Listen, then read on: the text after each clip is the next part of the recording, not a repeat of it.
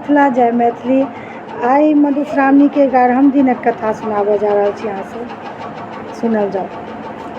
11हम दिनक कथा है संध्या के विवाह, लिली के जन्म। हिमालयक पाँचम बेटी संध्या भेलथिन। ओ गौरी से छोट रहथिन, तथापि गौरी के विवाह में ओ महादेव से हिल मिल गेलखिन। महादेव हुनका बड़ मानैत छलथिन। जखन संध्या विवाह जोग भेली तऽ महादेव हुनका से विवाह करबा लेल गौरी से चोरा कऽ गेलाह। गौरी महादेव के नहि देख चिंतित भेलीह। ओ हुनका तकने फिरैत, मुदा महादेव कतहु नहि भेटलखिन। गौरी के पता लगलनि जे महादेव संध्या से विवाह करबा लेल गेल छथि। गौरी शोकातुर भए गेली। ओ कानय लगली। कनैत कनैत शरीर सँ घाम चलय लगलनि। घाम चलला सँ देह सँ मैल छूटय लगलनि। सब मैल के गौरी जमा कयलनि आ एकटा साँपक आकार बनाए ओकरा बीच बाट पर राखि देलनि। जखन महादेव विवाह कऽ कऽ घुरलाह तऽ देखैत छथि जे गौरी हबो ढकार भय कानि रहल छथि आ बाट पर मैलक साँप राखल छैक। ओहि मैलक साँप में प्राण दऽ देलखिन। ओ साँप लहलहाय लागल। महादेव गौरी से कहलनि, अहाँ किएक कनैत छी? ई साँप अहाँके बेटी थिक। एकरे खेलयबा लेल हम एकटा कन्या आनल अछि। गौरी ई कथा सुनि भभा कऽ हँसय लगली। ओहि साँपक नाम लिली राखल गेल। अब लिली के बियाह सुनियो।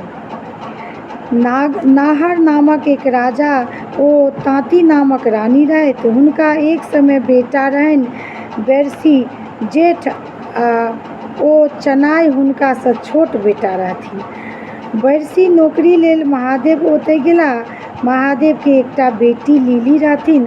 हुनका एकटा नौकरक खगता रहनि। महादेव बेरसी के नौकर राखि लेलनि।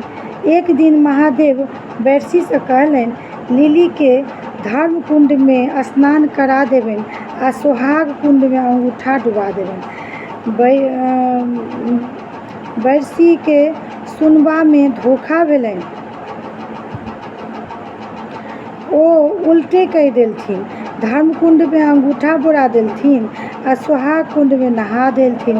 तें हेतु लिली के सोहाग तऽ बड़ पैघ भेलनि, मुदा धर्म लेश मात्र नहि रहलनि। लिली विवाह करबा योग्य भेली। बर ताकय लागल। लिली जखन सुनलनि तऽ ओ कहलनि, हमरा लेल बर तकबाक काज नहि, हम बेरसी से बियाह करब। बेरसी के विवाह लिली से भेलनि। आब एकर बाद अछि पतिव्रता सुकन्या के कथा। एकटा राजा छलाह। हुनका संतान नहि छलनि। संतान लेल ओ 4टा विवाह केलनि। सबसँ छोटकी रानी सँ एक कन्या के जन्म भेलनि। ओ परम सुंदरी आ सुशील रहथि। नाम राखल गेलनि सुकन्या। सुकन्या स्वभाव एहन छलनि जे चारू माय हुनका खूब मानैत छलनि। राजा सेहो सुकन्या के बड़ मानैत छलथिन। जतय ओ जाथि सुकन्या के संग लेने जाइत छलाह। एक दिन राजा भोर में टहलक लेल निकललाह। हुनका संग बहुत अमला सब छल। संग में सुकन्या सेहो रहथिन। राजा हास्य विनोद करैत जा रहल छलाह।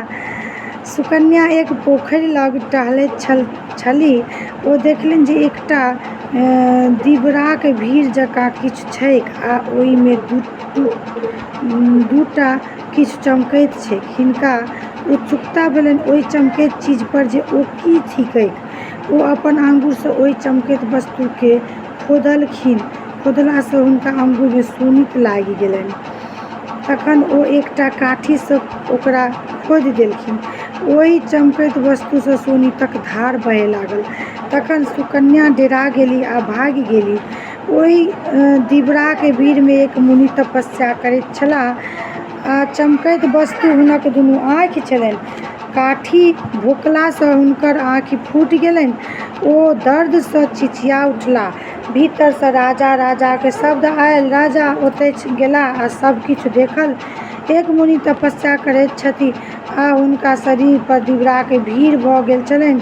आँखिटा देखाइत छलनि सेहो सुकन्या बचपनासँ फूटि गेलनि। राजा राजमहल आबि अपन ज्योतिष पंडितके बजाओल, हुनकासँ बात कयल। पंडित लोकनि कहल जे मुनिके आँखि फूटि गेलनि, ई बड़ गलती भेल, मुनिसँ क्षमा याचना कयल जाओ। राजा ओहि मुनि ओतय गेला आ क्षमा याचना करय लगला। राजा कहल, हे मुनि, हमरा कन्यासँ बड़ पैघ अपराध भेल, कृपया क्षमा कयल जाय। मुनि कहलनि, अहाँके बेटी हमर आँखि फोड़ि देलनि, आब अन्हार भऽ गेल, हम आन्हर भऽ गेलहुँ। अहाँ अपन बेटीके कुटीमे छोड़ि दियनि, ओ हमर सेवा शुश्रूषा करती।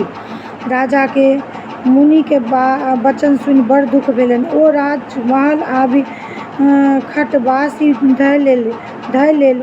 एकेटा बेटी छलनि, ओ मुनि माँगि रहल छलथिन।